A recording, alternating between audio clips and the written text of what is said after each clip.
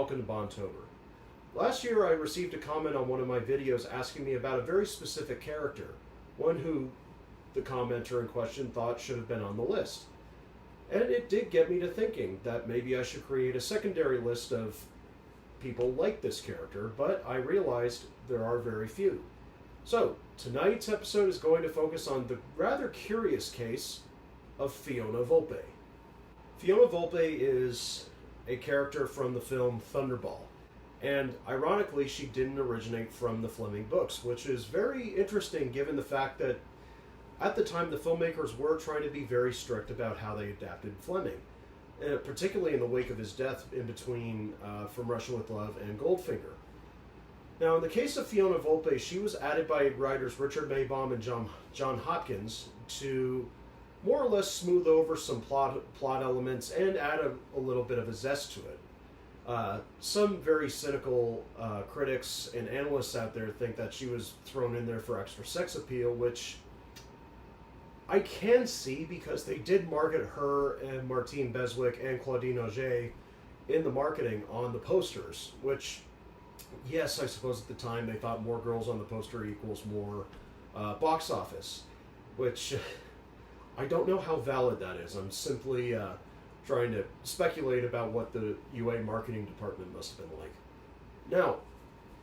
Now, the actress for Fiona Volpe, Luciana Paluzzi, had actually auditioned for a couple of Bond films before.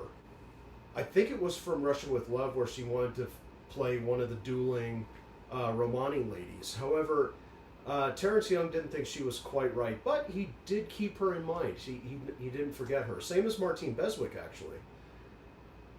So when it came time for Thunderball, he thought this gal could probably do it, and by God, she did. Fiona wound up becoming probably the most beloved aspect of Thunderball, besides Bond's jetpack and some of the underwater action.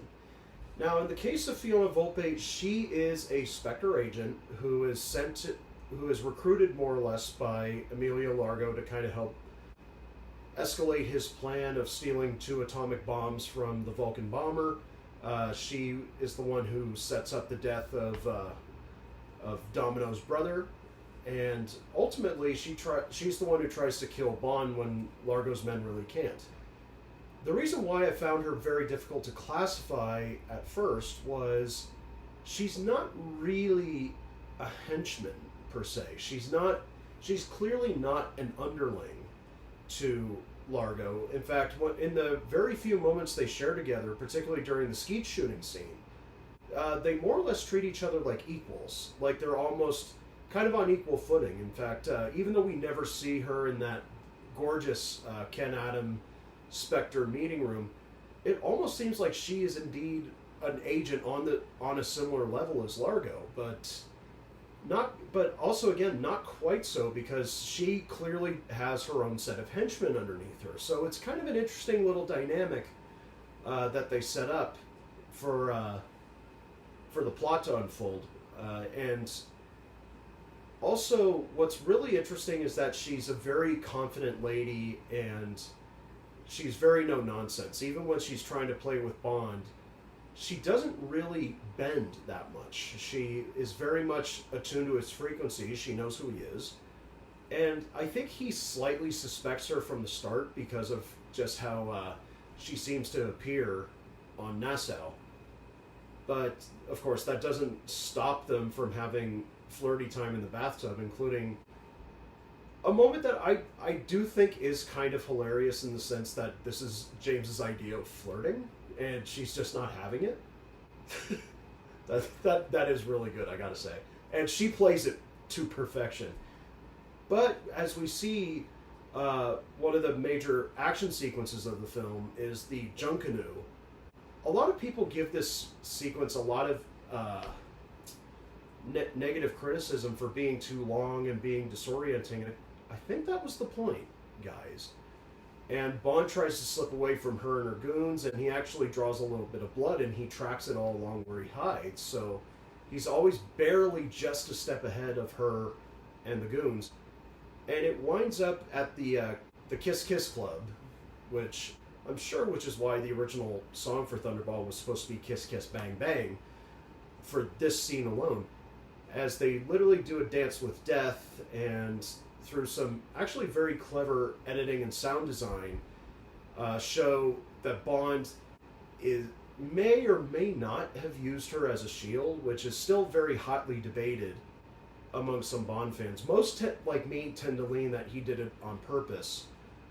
But I think that Peter Hunt and Terrence Young kind of tried to give him a little bit of an out with the way the music escalates, the sound escalates, and the editing gets much, much faster. So it almost looks like it almost does look like a dance move, which unfortunately takes her out. And then the movie does kind of go downhill. And I think that's one of the key reasons why Fiona Volpe is such a memorable character. Is she brings energy to the scenes. She is such a classic femme fatale, in the sense that she knows how to use her femininity to get what she wants. Obviously with Derval, she's clearly in control whenever things happen, and when things go wrong, she's always very direct. She knows how to form a plan and try to get around this and try to hunt down her quarry. And it was a brilliant choice to add this character. It doesn't come from a marketing perspective at all, in my opinion. It comes from a genuine inspiration to have a femme fatale in the part, because Domino is very much an innocent. She's not really a femme fatale in any way. She's not hyper sexualized like a lot of the Bond girls tend to be. She's very much a kept woman, and she doesn't have much in terms of moving the story forward until the third act, when Bond finally gets the chance to level with her about her brother's death and what part Largo had in the affair. So it was a good choice from a writing standpoint to have a character that more or less fills in what we had come to expect from some of the spy work that had come before, which is you always have a heavy underneath the big heavy, but not a hench girl. Like I said before, this is why she was just so hard to put on some of these lists, and why I thought she deserved her own video, because she kind of exists in this class all her own. And it almost made me realize that the more I think about it, when I was watching Thunderball again to analyze this character, I had always been of the opinion that Goldfinger was kind of the standard that the Bond films would set for themselves going forward, particularly with Diamonds Are Forever, and even The Man with the Golden Gun, which was trying to kind of copy that style, that structure of the story, and also how the women are used, because Pussy Galore was very nearly a femme fatale, even though she's very much a hired gun, separate on her own, not Spectre related, obviously. And to prove my point, there is a bit of a dynamic with her and James after they've slept together, because obviously in the also controversial scene in Goldfinger, when he and Pussy get together in the barn, she winds up changing sides from Goldfinger to Bond's side. But though, we don't know that yet, when everything happens with Grand Slam. Whereas with this one, she sleeps with Bond, she seemed to be satisfied, but no, she's going to point the gun at him and take him away. And Bond tries to kind of stick this to her a little bit, but I think Connery and Paluzzi had such a chemistry together that I just think it brought a spark to the movie that is kind of lacking on a rewatch. So, and coming back to my original point was, I think Thunderball tried to set a little bit of a precedent with this character, because when you watch You Only Live Twice, the only reason why Helga Brandt is there is because audiences, I think, and the filmmakers loved Fiona so much that they wanted a duplicate, which is why Karen Dorr had to go, a redhead who's kind of a femme fatale, kind of dangerous, a Spectre agent, meets a dead end, as we'll say. But unfortunately, Helga Brandt was nowhere near as interesting as Fiona Volpe, and it's almost kind of painful to watch You Only Live Twice for that very reason, because it's just like, oh, here we, instead of being like, oh, okay, this is a dangerous gal, it's like, here we go again, Bond, dangerous redhead, she's going to sleep with Bond, try to kill him, and ultimately it's going to fail, and the big bad is going to get mad, and, I'm not that big of a fan of You Only Live Twice. The more every time I think about it, I think less and less of it.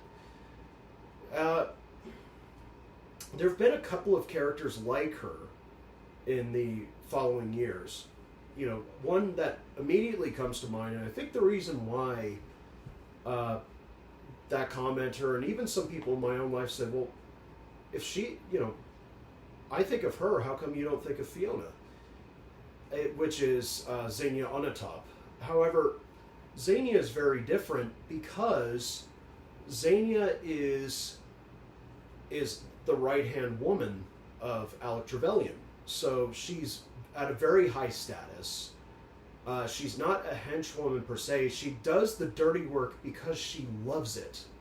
She's aroused by it.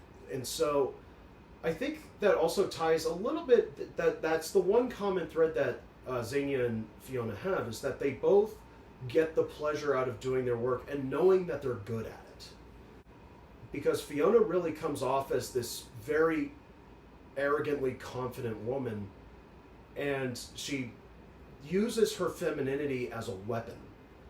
Not quite to the extent that Xenia does. She does go a little bit over the top with that for good reason. But Fiona really does kind of use her femininity to her advantage, especially when in that scene where she busts into Bond's room and easily takes care of Paula. Like I said, there have been a couple of times where they do want to try to make a femme fatale, and in the most infamous case of this was actually with Never Say Never Again, which is a film produced by Kevin McClory, who also produced Thunderball. It's basically Thunderball in all but name, and a couple of things changed so that the Broccolis couldn't successfully sue him in court. And they had Fatima Blush, who is very much a Fiona character. However, under Irvin Kershner's direction, and as well as the writing, she's much more of a campy character, which, given the tone of that film, is slightly out of place, but in a strange way, it actually reflected why Never Say Never Again isn't that good, because Barbara Carrera is just having an absolute ball with the part. I got to give the movie credit, and her, that they knew that this was going to be a very fun character, the kind of slinky, seductive, yet highly dangerous femme fatale. It was a different ilk than Fiona in terms of performance and tone. But nonetheless, it's basically Fiona's part. So she did set a little bit of a precedence. They didn't do it too much, but when they did, I think that they really wanted to use that kind of element, that dangerous woman that can't be bought or seduced by James Bond, which I think is a very interesting avenue that the series never really explored again. And so it just made me realize that I need to give Fiona a little bit of a time in the spotlight, hence this video. She was the one who was very hard to classify and kind of sticks out on her own. And when things like that happen in the Bond series, that's a positive thing. I would very much like to highlight that. So there we are. The Curious Case of Fiona Volpe.